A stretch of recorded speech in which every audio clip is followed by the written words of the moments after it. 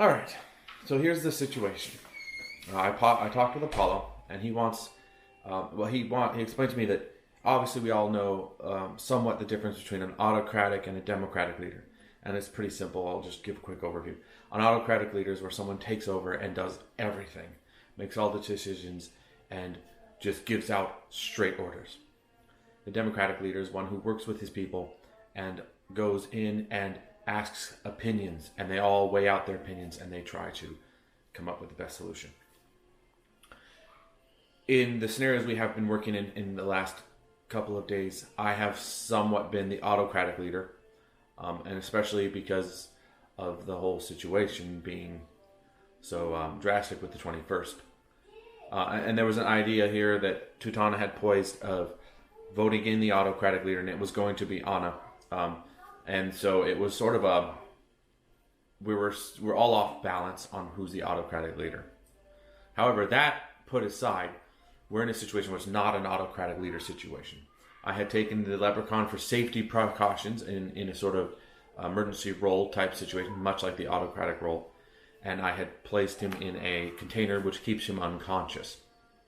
No pain, no suffering, just simply unconscious. And then I utilized some powers with Wang's advice to acquire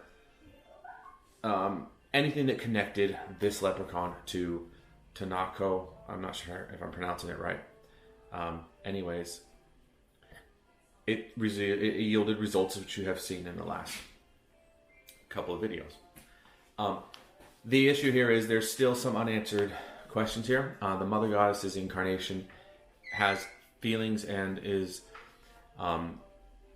her intuition is kicking in, saying that there's just not enough truth being told by the leprechaun, and that's what she is getting.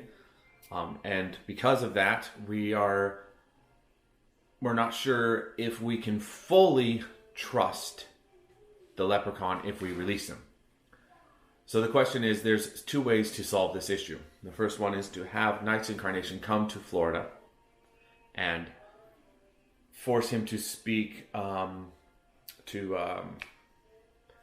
be truthful. She has that ability in interrogation type situations with the proper tools.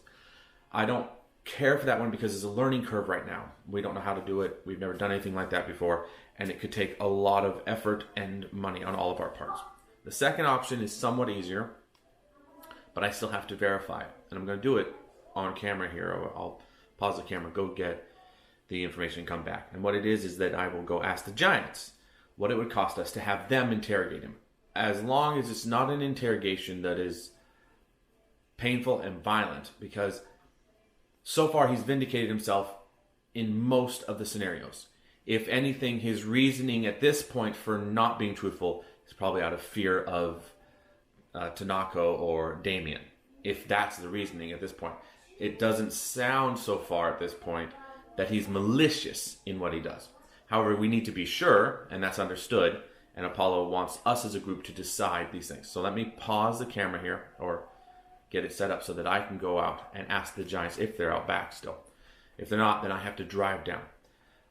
And so I'm going to do that first so that we all have the scenario understood as to what we can do. All right, I just went out and explained to the backyard, because I can't see who I'm talking to.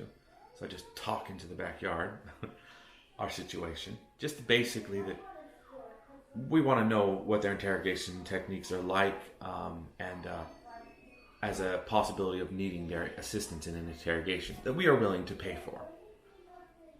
You know, we'll find out what the payment would be before we actually agree to it, but I would like to know that information. So I did that. We'll have to wait a few minutes. It takes them a little bit to write this stuff out. In fact, they print it. Originally, I was getting big handwritten things. It looked like it was written in a big Sharpie, big pieces of paper, but I think they must have a printer. I mean, I don't see why they wouldn't. Pretty much pick those up at any store. I'm sure they could just rip one off from the magical realm, right?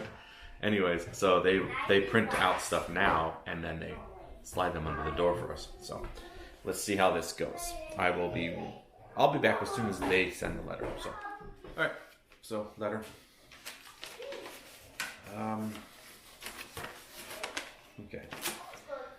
Yes, we do have the ability to interrogate almost any being, And our interrogation methods have proven to be 100% accurate because we are using a prehistory item that belonged to the goddess of night.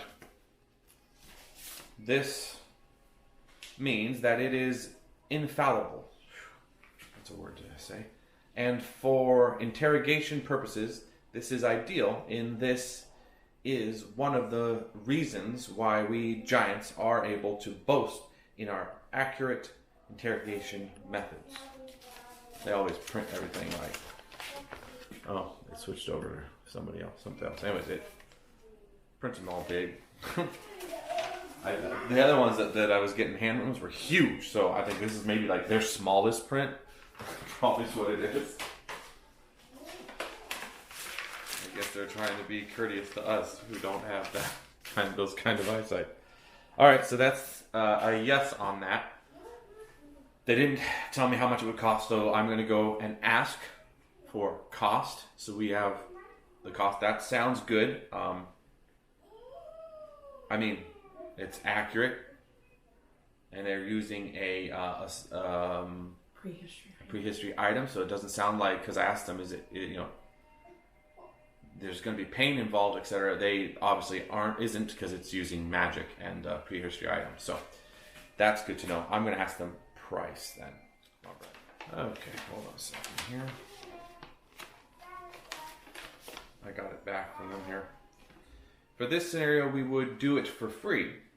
Simply, the only thing we require is that if he is guilty, we will keep him in our custody so that we can acquire any information we need from him.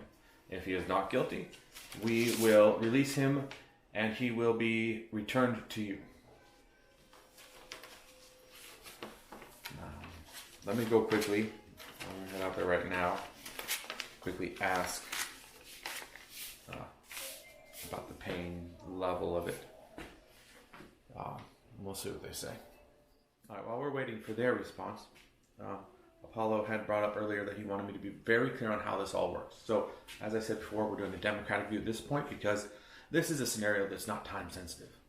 We have the time to do a democratic vote by all of us to choose what we want to do with the leprechaun.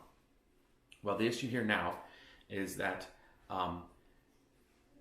we also have to be very clear as to how we're going to run this new hidden temple that we're running. The democratic view is key, and that's why the videos exist. The YouTube videos are not just here for entertainment.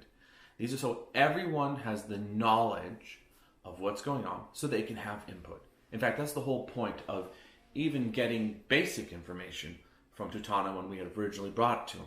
The point was so we could all be involved. It wasn't so we could have an entertaining TV series. We have plenty of those. We just turn on Netflix. In this scenario, we wanted everyone involved so that there was a little bit of knowledge so we could all start making more decisions together as a group to bring the group closer. It ended up going a little step further, obviously. Now it's us taking over, which in essence is nearly the same.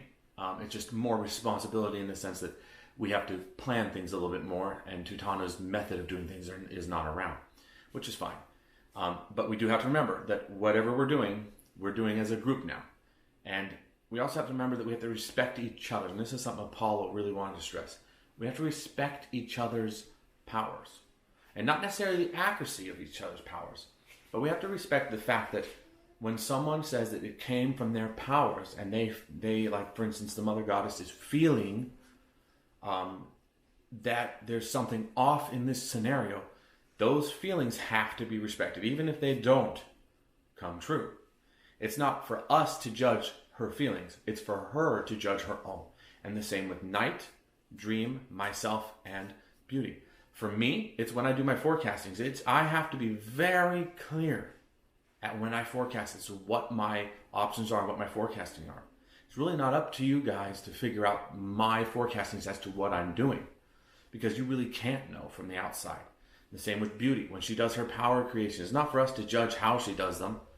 It's for us to accept the fact that she has done them and created them. And Night, when she does her communications with mystic beings, it's really not for us to judge the accuracy of those communications. Even though we know at times a person's mind can add things into those scenarios of communication, it's still not for us to judge it at that point. because there's no way for us to really know, just as much as there's really not a whole lot of way for her to know. But it's up to her to be very careful as to how much information is coming into her and how much is actually true that she's portraying to us. And the same with dream. Whatever dreams he gets, he has to be careful as to not interpret those dreams in a way that's not accurate. That's up to him. His interpretation and his dreams are given to the group, but the interpretation of them are up to him, and we cannot judge that. And Paula really wanted to be clear on that we are going to be acting as a group on all of this information that we all come up with.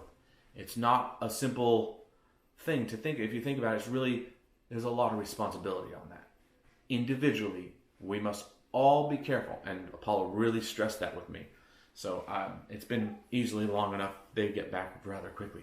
So I'm going to go check and see what they said about the next following. All right, so I didn't get any responses back from the Giants on the pain level. I did also give them quite a bit of information about the situation, what we would be requiring from them, things like that.